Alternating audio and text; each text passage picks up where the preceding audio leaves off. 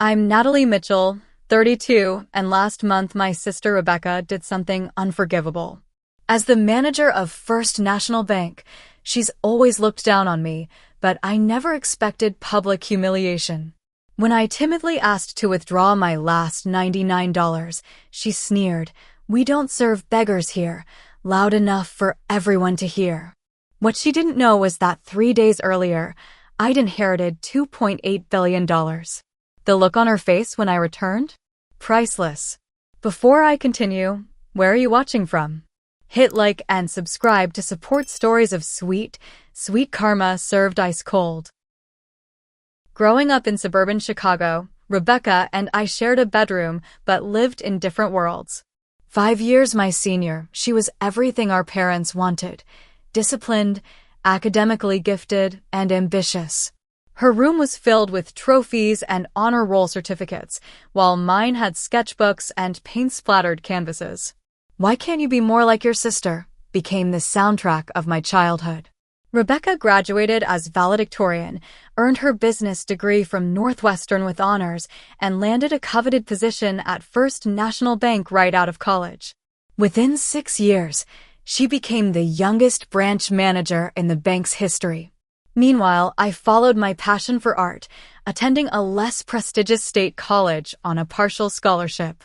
My parents barely attended my graduation, as it coincided with Rebecca receiving an industry award.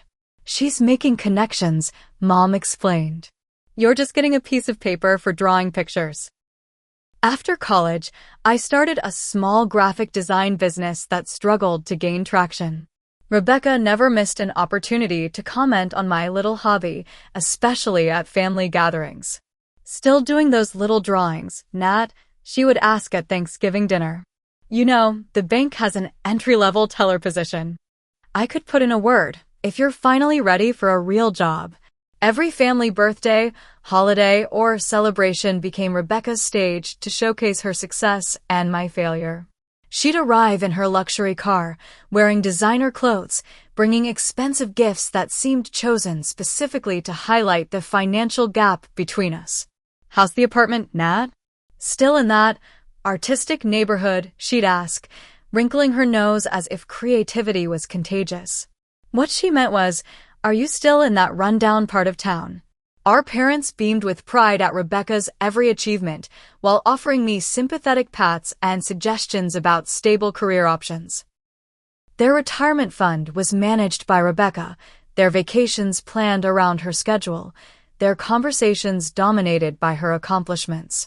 Last year, I finally caught a break when a marketing firm hired me as their creative director. The position came with a decent salary and benefits, something Rebecca couldn't dismiss as easily. For 6 months, I felt like I was finally gaining ground, maybe even earning a modicum of respect from my family. Then came the corporate restructuring. As the newest director, I was the first to be let go. "Budget cuts," they explained, offering a meager severance package that barely covered 2 months' rent. The timing couldn't have been worse. The economy had tanked, freelance work dried up, and my savings had been invested in a new computer and software for the job I no longer had. Within weeks, my bank account dwindled to double digits. I avoided family gatherings, making excuses about deadlines and projects that didn't exist. The thought of facing Rebecca's smug expression was unbearable. But avoiding her also meant avoiding our parents, who couldn't understand why I'd disappeared. "Rebecca makes time for family, despite her important job," Mom chided during one of her guilt-inducing phone calls. In a moment of weakness, I reached out to Rebecca for emotional support. Not money, just a sister to talk to about my fears and disappointments. We met for coffee at an expensive cafe of her choosing. "You know," she said, stirring her latte with precision, "this is what happens when you chase pipe dreams instead of stability. Art is a hobby, not a career." I left that coffee shop with my pride in tatters and the bill for both our drinks on my nearly maxed-out credit card. As my financial situation deteriorated, my apartment's rent came due. After paying utilities and buying the minimum groceries needed to survive, I had exactly $99 left in my account. I needed that money for bus fare to job interviews and a portfolio printing for a potential freelance client. With no other options, I steeled myself to visit Rebecca's bank. Not to ask for a loan or handout, just to withdraw my own money, the last of it. I never imagined that simple transaction would change both our lives forever. The morning of the incident, I woke up to an eviction warning slipped under my door. Pay within 3 days or face proceedings. My refrigerator contained half a carton of milk, some wilting vegetables, and condiment packets I'd collected from takeout orders back when I could afford such luxuries. I dressed in my most professional outfit, the same one I'd worn to job interviews that week. It had been dry cleaned last month with my dwindling funds, and I'd been carefully hanging it up after each use to maintain its appearance. My makeup was applied with precision to hide the dark circles from sleepless nights worrying about bills. First National Bank stood like a fortress in downtown Chicago, all gleaming glass and imposing marble. Rebecca had given the family a tour when she first became manager, pointing out the security features and executive offices with proprietary pride. Now, approaching those same revolving doors felt like walking toward a firing squad. The interior was climate-controlled perfection. Not too cold, not too warm. Classical music played softly in the background. Well-dressed customers sat in plush waiting areas, scrolling through phones that probably cost more than my monthly rent. Security cameras monitored every angle, their tiny red lights blinking like judgmental eyes. Several employees glanced up as I entered. Recognition flickered across their faces, not of me as an individual, but as Rebecca's sister. I'd met some of them at the bank's Christmas party last year, where Rebecca had introduced me with the qualifier, my sister, the artist. She's between projects right now. I joined the line for the tellers, nervously shifting my weight from one foot to another. The woman ahead of me discussed transferring thousands between accounts as casually as ordering coffee. Behind me, a man in an impeccable suit checked his Rolex impatiently. Maybe I should just leave, I thought, my chest tightening with anxiety. But where would I go? What would I do without that $99? From her glass office overlooking the main floor, Rebecca presided over her domain. I could see her through the windows, gesturing authoritatively during what appeared to be a staff meeting. Employees nodded attentively at whatever she was saying. She looked immaculate in a tailored navy suit, her dark hair pulled back in a sleek bun, exuding confidence and control. Next, please. The teller's voice snapped me back to reality. Young and professionally dressed, his name tag read Tyler. I approached the counter, conscious of my scuffed shoes against the polished marble floor. I'd like to make a withdrawal, please, I said, sliding my ID and bank card across the counter. Certainly, Ms. Mitchell. He typed my information into his computer. How much would you like to withdraw today? My voice dropped to almost a whisper. $99. Tyler's fingers hesitated over the keyboard. $990? No, I said, feeling heat rise to my cheeks. Just $99. He glanced at his screen, then back at me with uncertainty. One moment, please. Something in his expression made my stomach knot. He picked up his phone, murmured something I couldn't hear, then gave me a tight smile. Someone will be right with you. I knew what that meant before the office door even opened. Rebecca emerged, speaking quietly to a colleague before turning her attention to the floor. When her gaze landed on me, her professional smile faltered for just a moment before returning with renewed brilliance. She approached with measured steps, her heels clicking authoritatively against the marble. Natalie. What a surprise. Hello, Rebecca, I managed, acutely aware of curious glances from other customers and staff. Is there a problem with my sister's transaction? She asked Tyler, though her eyes remained fixed on me. She wants to withdraw $99, he replied, emphasizing the amount slightly. Rebecca's perfectly shaped eyebrows rose. $99? Not $990. Just $99, I confirmed, wishing the floor would open up and swallow me whole. She glanced at Tyler's computer screen, then back at me. Something shifted in her expression, a coldness settling over her features. "I see," she said, her voice carrying in the suddenly quiet bank. "And that will leave." "That will leave the account empty," Tyler replied softly. Rebecca straightened, adjusting her already perfect suit jacket. "I'm sorry, Natalie, but we don't normally process such minimal transactions at this branch. We serve primarily business clients and high-net-worth individuals." My face burned. "It's my money, Rebecca." "Of course it is," she replied with false sweetness. Then, louder than necessary, "But honestly, we don't serve beggars here. Perhaps the check cashing store down the street would be more appropriate for your financial situation." The bank fell silent. Every eye was on us. Tellers paused mid-transaction, customers stopped their conversations, security guards shifted uncomfortably. In that moment, I felt smaller than I ever had before, reduced to nothing by my own sister in front of dozens of strangers. Tears threatened, but I refused to give her the satisfaction. With trembling hands, I collected my ID and bank card. "Thank you for your time," I managed, the words scraping my throat like broken glass.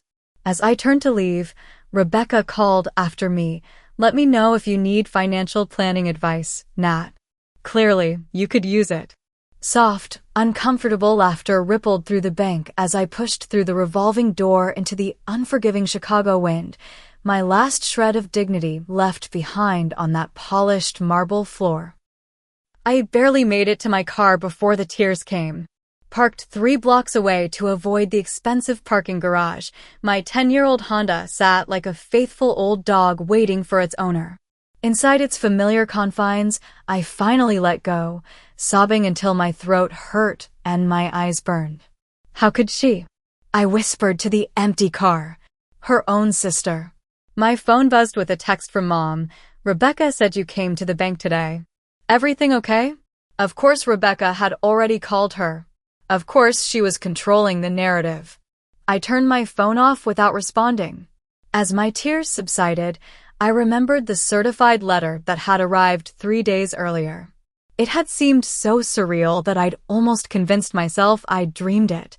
The previous Friday, I'd been sorting through bills I couldn't pay when the doorbell rang. A courier had me sign for an official-looking envelope from Harrington, Wells and Associates, attorneys at law. My first thought was that someone was suing me, another disaster to add to my growing collection. Instead, inside was a letter that began with words that seemed pulled from a fairy tale. "Dear Ms. Mitchell, we are pleased to inform you that under the last will and testament of Theodore James Mitchell, you have been named the primary beneficiary of his estate." Theodore James Mitchell, my grandfather. A man I'd met perhaps 3 times in my life before he had a falling out with my father and disappeared from our family narrative. He was mentioned only in whispers at family gatherings, and always with disapproval. What followed in that letter defied comprehension. Grandpa Ted, as I vaguely remembered calling him, had founded a tech startup in his 60s. That company had recently been acquired by one of the Silicon Valley giants, and his majority stake had converted to publicly traded shares worth approximately $2.8 billion. And he had left it all to me. Not to my father, his son. Not to Rebecca, the accomplished financier. To me, the struggling artist he'd barely known. I had laughed hysterically when I first read it, certain it was an elaborate scam. But the letter contained details no scammer could know, memories of the wooden blocks he'd carved for me on my 5th birthday, the specific color of his study, where he'd once let me draw while he worked. Still doubtful, I'd called the law firm, expecting the number to be disconnected. Instead, I'd been put through immediately to Malcolm Harrington himself, senior partner. "Ms. Mitchell, we've been trying to locate you for several weeks," he'd explained. "Your grandfather was very specific about his wishes. He left a letter for you as well." That same afternoon, I'd sat in a leather chair across from Malcolm Harrington as he walked me through the inheritance. Stock certificates, property deeds, bank accounts, all transferred to my name. The paperwork had been finalized the day before. But why me? I'd asked, still stunned. I barely knew him. Malcolm had handed me a sealed envelope. He asked that you read this privately. Later that night, I'd opened my grandfather's letter with trembling hands. Dear Natalie, you won't remember this, but when you were 6 years old, you showed me a drawing you'd made. Your parents dismissed it, and your sister mocked it. But I saw something they didn't, pure creativity and joy. In that moment, I recognized a kindred spirit. I built my company based on one creative idea everyone told me was worthless. I recognized the same spark in you that everyone tried to extinguish in me. Rebecca reminds me of your father, brilliant with numbers, but blind to the value of imagination. She'll do well in life without any help from me. You, however, deserve the chance to create without constraints. Use this money wisely, but never forget why I chose you. Not because you need it more, but because you'll do more interesting things with it. Your grandfather. Ted. I'd spent the weekend in a daze, meeting with financial advisors Malcolm had recommended, signing documents, and trying to grasp the magnitude of what had happened. I decided not to tell my family until everything was finalized, partly to ensure it was real, and partly because I needed time to process this life-altering change. My plan had been to quietly transfer the funds through another bank, to avoid the inevitable drama with Rebecca. But after what had just happened, a new plan began forming in my mind. I started my car and drove to the hotel where I'd been meeting with my new financial team. In the luxurious bathroom of the executive suite they'd arranged for me, I washed my face and reapplied my makeup. I changed into the new outfit I'd purchased yesterday, a Chanel suit that cost more than my old monthly salary. Looking at my reflection, I barely recognized myself. The expensive clothes didn't transform me into a different person, but they did give me something I desperately needed in that moment: armor. Time to go back to the bank, I whispered to my reflection. Rebecca had humiliated me when she thought I had nothing. Now I wanted to see her face when she discovered I had everything. The drive back to First National Bank felt entirely different. My hands were steady on the wheel of my old Honda, which I now could have traded for a fleet of luxury vehicles if I'd wanted. But there was something poetic about returning in the same car, wearing new clothes but being the same Natalie underneath. I parked in the expensive garage this time, handing my keys to the valet with a generous tip. The man who had sneered at my car earlier now rushed to open the door for me, responding to the subtle power of my designer outfit and newfound confidence. Walking through the revolving doors again, I felt none of the anxiety that had plagued me hours before. The same classical music played, the same security cameras blinked, but I was no longer the same woman who had entered feeling small and desperate. Several employees looked up as I entered, doing double takes as they recognized me. I wasn't Rebecca's sister anymore. I was someone who commanded attention in my own right. Tyler, the teller who had witnessed my humiliation, was helping a customer. His eyes widened when he saw me, and he nearly dropped the stack of bills he was counting. Instead of joining the teller line, I approached the customer service desk where a woman named Diane sat behind a placard reading New Accounts Manager. Good afternoon, I said, my voice clear and confident. I'd like to speak with Mr. Thompson, please. Harold Thompson was the bank president, a name I knew from Rebecca's endless stories about impressing her boss. Diane's professionally pleasant expression faltered. Do you have an appointment with Mr. Thompson? No, I replied with a smile. But I believe he'll want to speak with me. Please tell him Natalie Mitchell would like to discuss a significant deposit and investment opportunity. Diane hesitated, clearly trying to reconcile my request with the bank's protocols. Mr. Thompson generally only meets with premier clients by appointment. I understand, I said, reaching into my new designer handbag and retrieving a business card Malcolm Harrington had given me. Perhaps you could mention I'm represented by Harrington, Wells and Associates, and this concerns a matter of several $billion. Diane's eyes widened as she took the card, examining the embossed gold lettering of one of the city's most prestigious law firms. One moment, please. As she picked up her phone, I caught sight of Rebecca emerging from her office, engaged in conversation with a colleague. She hadn't noticed me yet. "Ms. Mitchell." Diane's voice had changed completely, now laden with respect. "Mr. Thompson will see you right away. Would you like me to show you to the executive conference room?" "That would be lovely," I replied. "And please ask Rebecca Mitchell to join us. She's my sister, and I'd like her to be part of this discussion." Diane's eyebrows rose slightly, connecting the dots between the earlier incident and my current request, but her professional training prevented her from commenting. "Of course. Please follow me." As we crossed the main floor, Rebecca finally spotted me. Confusion crossed her face, quickly replaced by irritation. She excused herself from her colleague and intercepted us. "Natalie, what are you doing back here?" Her eyes took in my outfit, her expression growing, increasingly perplexed. "And what are you wearing?" "Ms. Mitchell is here to meet with Mr. Thompson," Diane explained before I could answer. "He's waiting in the executive conference room." Rebecca's expression hardened. "There must be some mistake. My sister doesn't have business with Mr. Thompson." She turned to me, lowering her voice. "Natalie, whatever you're doing, stop it now. You're embarrassing yourself." Again. I met her gaze calmly. "No mistake, Rebecca. Mr. Thompson is expecting me. And I've specifically requested your presence at the meeting." "This is ridiculous," she hissed, but loud enough for nearby customers to hear. "Diane, I'll handle my sister. Please tell Mr. Thompson there's been a misunderstanding." "Actually," came a deep voice from behind us, "there's no misunderstanding." Harold Thompson himself had emerged from the executive elevator. In his 60s, with silver hair and an impeccable suit, he radiated authority and old money. "Ms. Mitchell," he said, extending his hand to me, "not Rebecca." "I'm delighted to meet you. Malcolm Harrington called to let me know you might be visiting us today. Please follow me."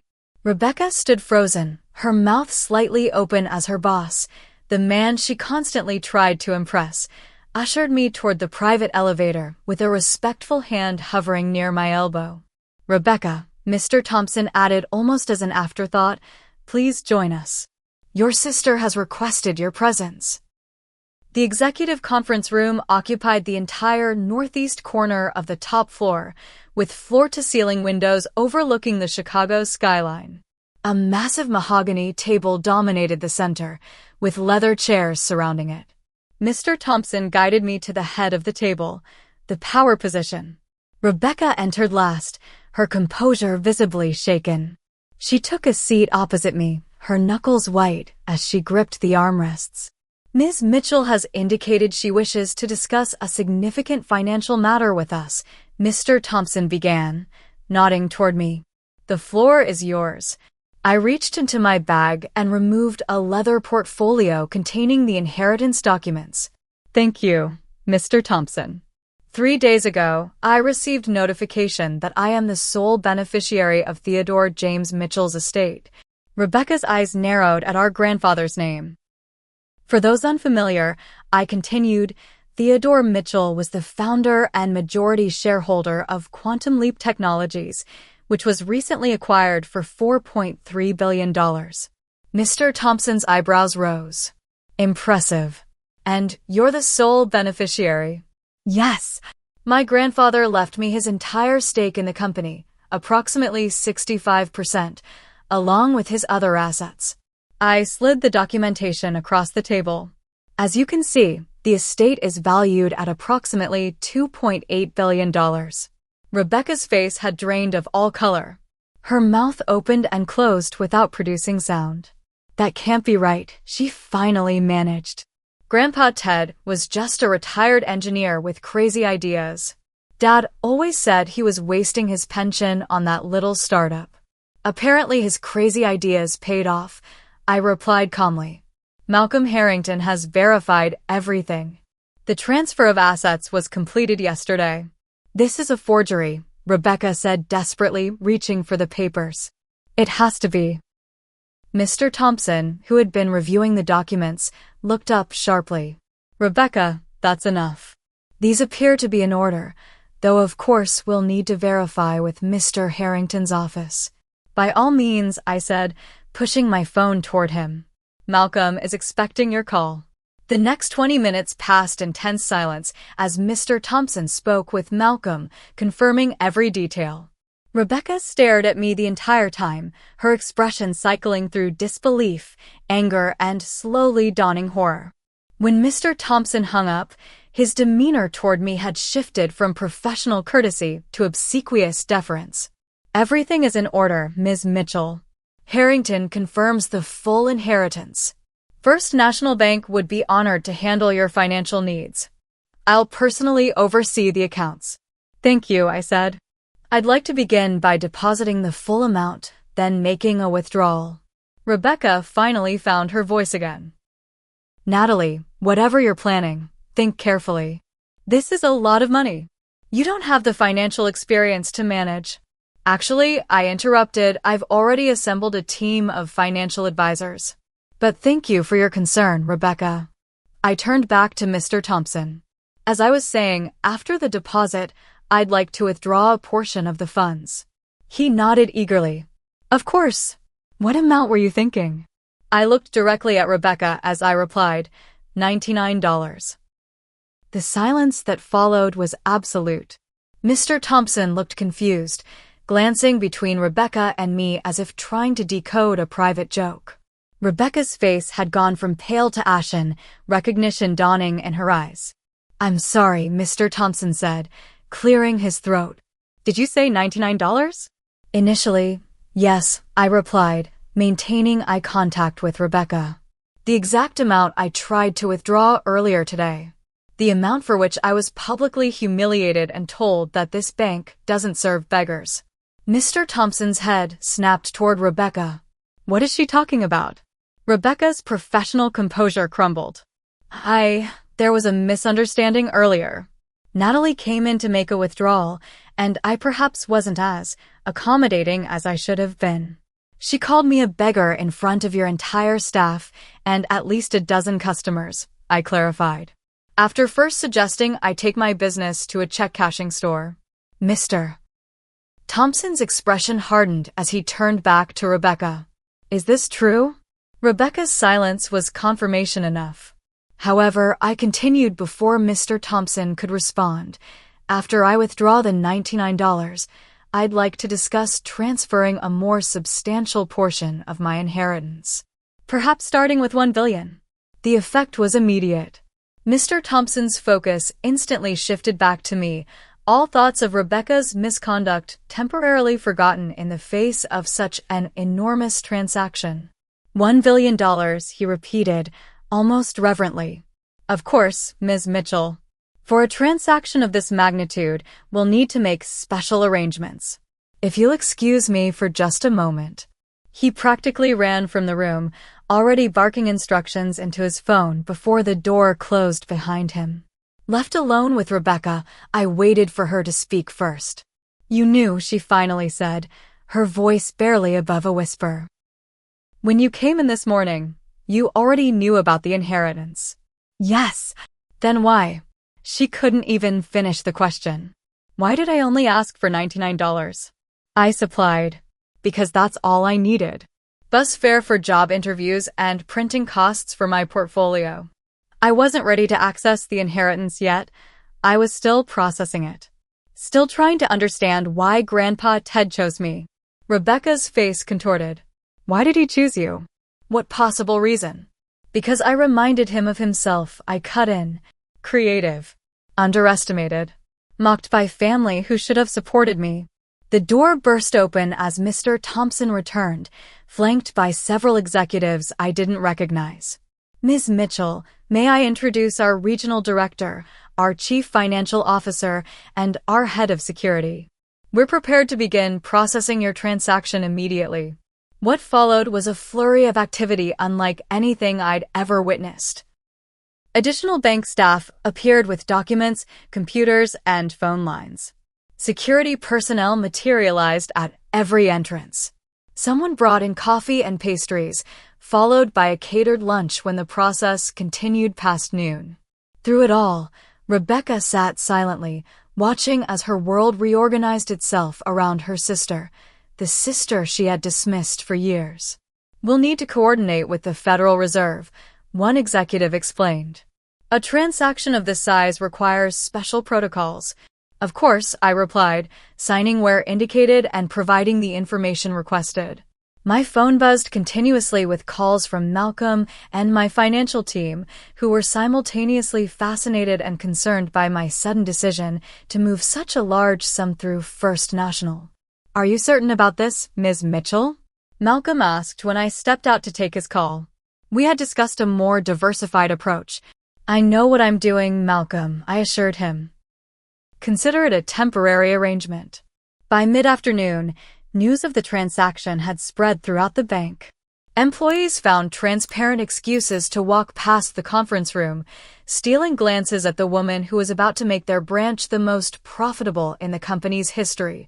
Tyler, the teller from earlier, was brought in to verify my identity again as part of the procedural requirements. His eyes never met mine as he stammered through the verification questions. As the day wore on, Rebecca's demeanor shifted from shocked silence to desperate attempts at reconciliation. "Natalie," she said during a rare moment when we were alone, "I want to apologize for this morning." "For everything, really." I had no idea about Grandpa Ted's company. "If I'd known." "That's exactly the problem," I interrupted. "If you'd known I was wealthy, you would have treated me differently. But I was still the same person this morning that I am now. The only thing that's changed is my bank balance." "Please," she said, her voice cracking. "I know I've been terrible to you. I've been competitive and cruel and I'm sorry. But we're sisters. Family. Please don't do this." "Do what, exactly?" "Ruin me," she whispered. "If Mr. Thompson processes this transaction and then you move the money elsewhere, my career is over. I'll be the manager who lost $1 billion client because of personal misconduct." For the first time, I saw genuine fear in her eyes. Not just fear of losing face or status, but real, existential fear about her future.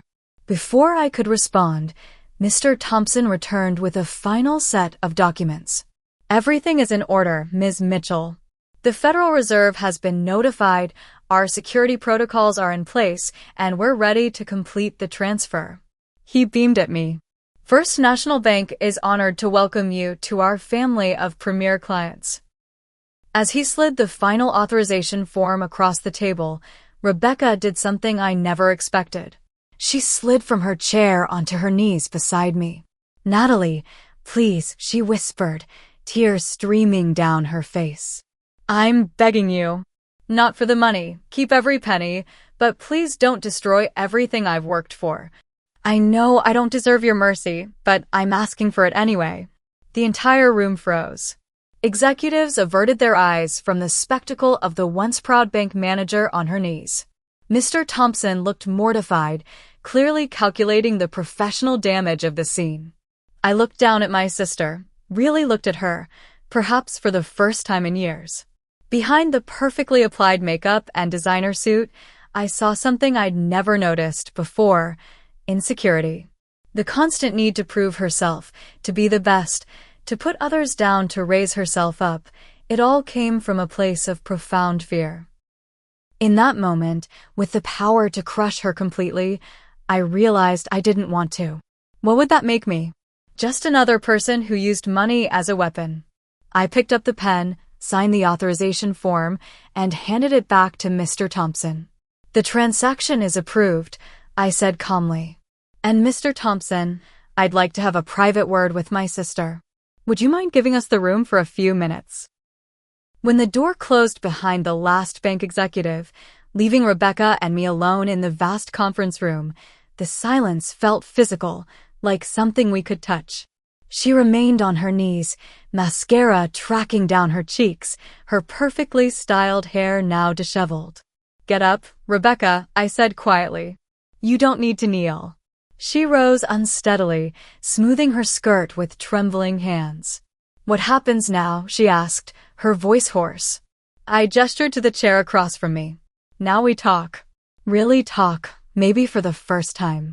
Rebecca sank into the chair, looking smaller somehow, diminished. I don't understand why you came back. If you already had the money, why put yourself through this? Why put me through it? Do you really not know? I asked. This morning, you humiliated me, called me a beggar, made me feel worthless in front of an entire bank full of people. Why would you do that to anyone, let alone your sister? She began, then stopped, struggling to find words. It was unprofessional. I shouldn't have. This isn't about professionalism, I interrupted. This is about you systematically tearing me down my entire life. Every family dinner, every holiday, every achievement of mine minimized, every struggle mocked. Rebecca's gaze dropped to her hands. You always had it so easy, she whispered. Easy? I repeated, incredulous. How is anything about my life easy? You were free, she said, looking up with unexpected intensity. Mom and Dad expected nothing from you, while I carried the weight of their expectations every single day. Perfect grades, perfect career, perfect life. 1 B+ in high school and Dad didn't speak to me for a week. So that justified making me feel worthless? No, she admitted.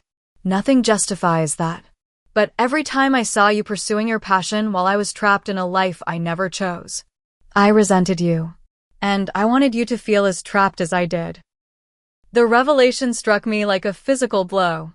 All these years, I'd envied her success, her confidence, her seeming effortless perfection, never realizing she might have been envying my freedom. You could have talked to me, I said. We could have supported each other. Could we? When was the last time we had a conversation that wasn't me bragging or you defending your choices? She had a point. Our roles had been cast so early, the successful daughter and the disappointing one, that neither of us had ever tried to rewrite the script. This morning, Rebecca continued, when you came in asking for $99, I saw myself. What my life would be if I ever failed, if I lost everything I'd built. And instead of empathy, I felt terror. So I lashed out. That doesn't make it okay.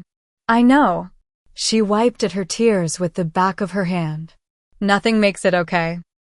I stood and walked to the window, looking out at the Chicago skyline as the afternoon sun cast long shadows between buildings. Do you know what Grandpa Ted wrote in his letter to me? I asked without turning around. He said you remind him of Dad, brilliant with numbers, but blind to the value of imagination. He said you'd do well in life without any help from him. Rebecca's sharp intake of breath was audible even with my back turned. He knew you, I continued, turning to face her. The real you, not just the perfect image you project. And he still believed in you, Rebecca. He believed you were strong enough to succeed on your own merits. While you needed his money, she said, a flash of the old bitterness returning. No. He said he chose me not because I needed it more, but because I'd do more interesting things with it. He saw something in me that no one else in our family ever did. Not even you. My phone rang, my mother's ringtone. I declined the call but showed Rebecca the screen. They've heard, haven't they? Rebecca nodded. Dad called during one of the meetings. Apparently, someone from the bank called his friend who works in finance. News like this travels fast. As if on cue, my phone lit up again, this time with my father's number. Are you going to answer? Rebecca asked. Eventually. But not until I've decided what I want this money to mean for me. For us. I sat down across from her again. Do you know what hurt the most about this morning, Rebecca? It wasn't the public humiliation. It was realizing that if our situations were reversed, if you had been the one needing help, I would have given you everything I had without question. Tears welled in her eyes again. I know, she whispered. That's why I've always been threatened by you. You're a better person than I am, Natalie. You always have been. This isn't about better or worse, I said. It's about choices. Every day, we choose who we want to be, how we want to treat people. Today, you chose poorly. But tomorrow's a new day. If I still have a job tomorrow, she said with a hollow laugh. Mr. Thompson isn't known for his forgiving nature. Your job is safe, I assured her. I made that a condition of my deposit. Rebecca looked up, surprised. You did? I don't want to destroy you, Rebecca. I just want you to see me. Really see me. I do, she said quietly. For the first time in maybe forever, I see you, Natalie. We sat in silence for a moment, both processing the seismic shift in our relationship. The setting sun cast a golden glow across the conference table, illuminating the signed documents that had changed everything. What will you do with it? Rebecca finally asked. The money. I'm not sure yet, I admitted. But I know I don't want it to change who I am. It will, she said, not unkindly. Money always does. Maybe, but I'm hoping it changes me for the better. I reached across the table and took her hand. And maybe it can change us too. As we sat there, hands linked across the polished mahogany, my phone lit up again with our parents' calls. Outside the conference room, bank executives waited impatiently for our private conversation to end. The world was already changing around us, responding to the new reality of my wealth.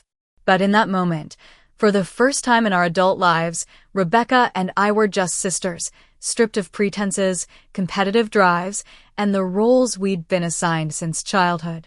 Two women connected by blood and history, finally seeing each other clearly through the wreckage of our old relationship. I should warn you, I said, breaking the silence. Mom and Dad are going to be insufferable about this. Rebecca laughed, a genuine laugh without the usual edge of superiority. God, yes. Dad's probably already planning how to pitch his new business ideas to you. And Mom will suddenly remember how she always supported my artistic endeavors. Remember when she called your first gallery showing a cute little hobby display? We both laughed, the shared memory bringing us together rather than dividing us for once. As the sun dipped below the horizon, casting the room in twilight, I realized this inheritance had already given me something more valuable than billions in a bank account. It had given me a chance at a real relationship with my sister, one built on mutual respect rather than resentment. Come on, I said, standing up. Let's go face the firing squad of executives waiting outside. And then maybe we can grab dinner? Just the two of us. Rebecca nodded, rising from her chair with a new humility that suited her better than her previous arrogance. I'd like that. But you're buying, billionaire. Deal, I replied with a smile. Just as long as you promise never to call me a beggar again. Never, she promised, and for the first time in years, I believed my sister was telling me the truth. 6 months passed in what felt like the blink of an eye. Autumn in Chicago gave way to a bitter winter, which reluctantly yielded to the first hopeful buds of spring. The world continued turning, people went about their lives, and somewhere in that beautiful chaos, I found my footing as a billionaire. The day after the bank incident, my face appeared on financial news networks and business publications. Unknown artist inherits tech fortune became the headline of the week, followed by speculation about how I would use the money and whether I had the acumen to manage it. Malcolm advised me to maintain a low profile while we established the infrastructure to handle the inheritance. I rented a modest but secure apartment downtown, nothing ostentatious, but with enough space for an art studio flooded with natural light. My first major decision was creating the Mitchell Creative Foundation, dedicated to supporting artists and entrepreneurs from disadvantaged backgrounds. I remembered all too well the grants I'd applied for and never received. The doors closed because I lacked connections or pedigree. You're giving away money already? My father had asked during one of our newly frequent phone calls. Shouldn't you focus on growing your wealth first? I have more than I could spend in 10 lifetimes. Dad, I'd explained. Grandpa Ted wanted me to do interesting things with it. This feels right. My parents had been exactly as Rebecca predicted, suddenly interested in every aspect of my life, available for lunch whenever I called, eager to introduce me to their friends' children who, coincidentally, worked in finance or investment. I established clear boundaries early, allocating a generous, but fixed sum for their retirement, and making it clear that business pitches should go through proper channels like anyone else's. They were disappointed but adapted, our relationship settling into something more genuine than before. Rebecca's journey proved more complicated. The incident at the bank resulted in a formal reprimand from Mr. Thompson, who kept her as branch manager only because of my explicit request. Her relationship with her colleagues changed. Some openly resented her continued employment, viewing it as preferential treatment despite her misconduct. 2 months after the incident, as we now called it, Rebecca requested a transfer to a smaller branch in a Chicago suburb. It came with a slight demotion and pay cut, but she seemed relieved rather than bitter about the change. "It's actually nice," she confessed during one of our newly established weekly dinners. "Less pressure. I'm sleeping better than I have in years." Today, we were meeting at a small Italian restaurant we'd discovered together, neutral territory away from the bank, my foundation offices, or our parents' watchful eyes. Rebecca arrived first, already seated at our usual corner table when I walked in. "Sorry I'm late," I said, hanging my coat on the back of my chair. "Board meeting ran long." "The foundation or the tech company?" she asked, pouring me a glass of water. "Foundation. We're launching a new grant program for public school art teachers." Rebecca smiled, a genuine smile that reached her eyes, something I was still getting used to seeing. "You're really making a difference, Nat." "It's impressive." "Thanks," I said, studying the menu I already knew by heart. "How was your session today?" After the bank incident, Rebecca had started seeing a therapist to address what she called her competitive addiction. Weekly sessions had gradually revealed deep-seated insecurities stemming from our parents' conditional love and unrealistic expectations. "Good," she replied, fidgeting with her napkin. "Challenging, but good." "We talked about Dad a lot." "Brave," I commented, knowing how difficult father-daughter dynamics were for both of us. Dr. Winters thinks my need to constantly prove myself comes from never feeling good enough for him. No matter what I achieved, he always expected more.